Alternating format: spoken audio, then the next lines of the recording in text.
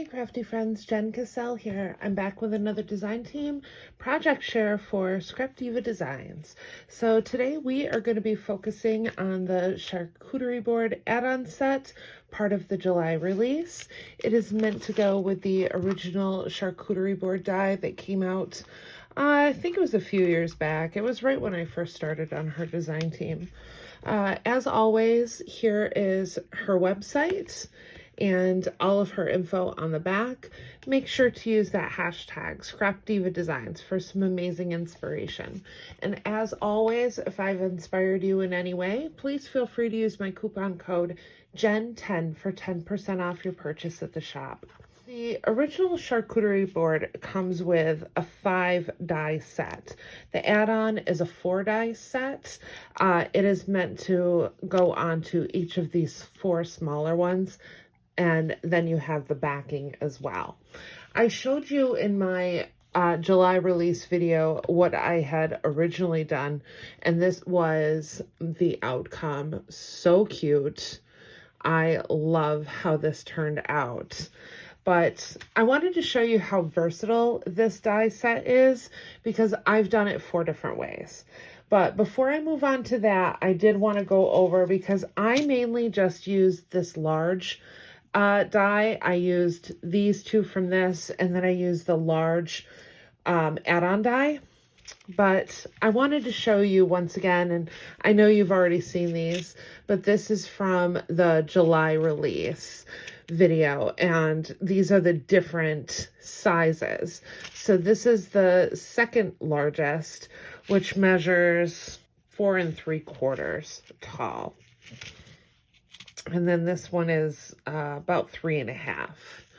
And it's meant to do shakers with, which I thought is really cool.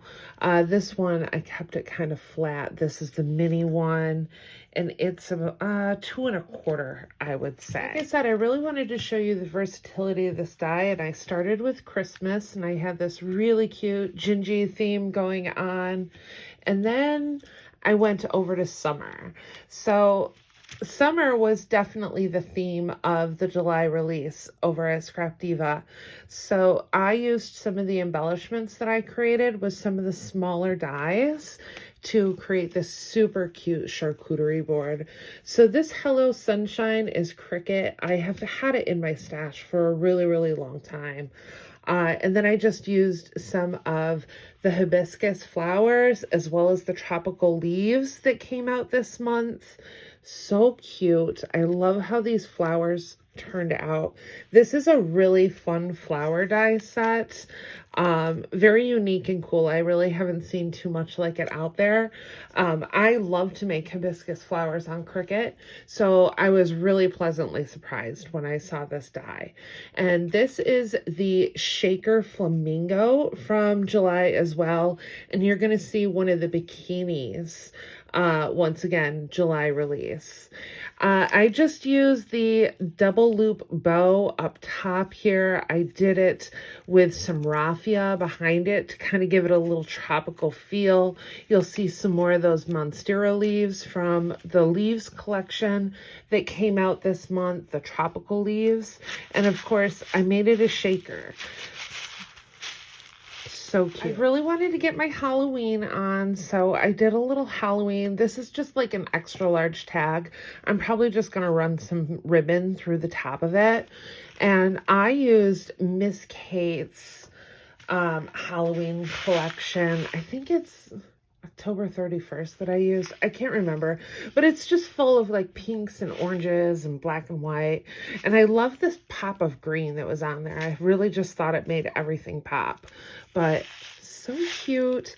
This shaker mix is from Spooky Boo last year. It was given to me, and then I just kind of added on to it. It was the remnants of what I had, but it's really easy to make a shaker out of this die set. So although I'm not going to do a full tutorial on it, I did want to give you some tips on putting these shakers together. So when I ran my dies through, you're going to want to run this die first. The add-on set does not fit on top of this die very well. You're going to have some overlap.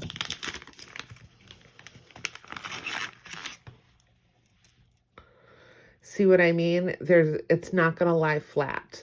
So you want to cut this first, and then you want to rerun that cut with this on top of it. And when I do something like this, my tip is mint tape. I love this stuff. This is from scrapbook.com. I am not affiliated with them. I just really, really like this tape. It's perfect for die cutting. It cleans right up. It doesn't leave a residue, which sometimes it can because you're really pressing it against that paper. And I personally don't use one of the metal precision plates in mine. I like my Magic Mat. I stick with it with a little bit of mint tape. It does me very well. But run it through and make sure that you're taping this in place. If you're not using one of the metal precision plates that are magnetic, you definitely want to keep that tape in so it doesn't slide when you're putting it through. It's really tight when you do this. You really don't have too much of a border on this. I did not cut. You could cut foam the same way, but I just wanted some really easy shakers. These foam cubies from Barely Art are my secret weapon for shakers on the fly. They just come together so easy. These actually bend really, really well. So when you see like the curves and stuff like that, it's really not hard to get these to be placed correctly. The trick is when you're using these, make sure you're going over it with either your bone folder or your silicone brush, and really press it down, and that activates the adhesion on these foam strips. And the best part is they come in both 1/8 of an inch and 1/4 of an inch too. So if you want a lot of room on your project, or you want a lot of space in your shaker to really put some like larger items in there, those 1/4 inch ones work great. And then last but not least, I really wanted to do some mixed media. I was going through my craft room doing a little cleanup, and I started going through some of my Scrapaholics chipboard, and I found this really cool pumpkin that I absolutely love, so I really wanted to play with it. I brought out another Miss Kate Cuttables collection. It's so pretty. It's just pinks and oranges and rust colors. So pretty. But here's a close-up of this. These flowers are from my stash. I really kind of wanted to get rid of some things with this, so I started going to town. These are some older leaves that I had from my stash. You're going to see a couple of chipboard pieces in there. There's that cute little mushroom. I cut that apart. There's actually a smaller piece down here. The autumn is from Scrapaholics chipboard as well.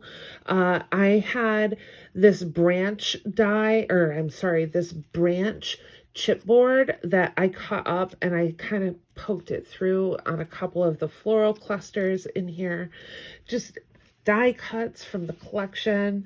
So cute. I know it's a lot, but I really, really like it. And I'll actually probably put this on my tier tray for fall. So thank you so much for watching.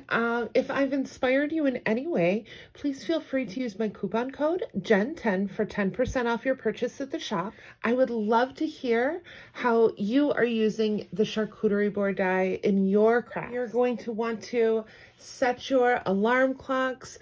The Scrapdiva Christmas in July YouTube hop is happening next weekend, July 27th. I'm so excited. I can't wait to show you what I've been working on. You've got 9 amazing crafters from her design team all showing up with their Christmas best. So be on the lookout for that. I'm so excited, you guys. This is my favorite YouTube hop of the year. So thank you again for watching. And if you like this video, don't forget to give it a thumbs up and hit that subscribe button for more crafty content. I'll see you in the next crafty video. Bye.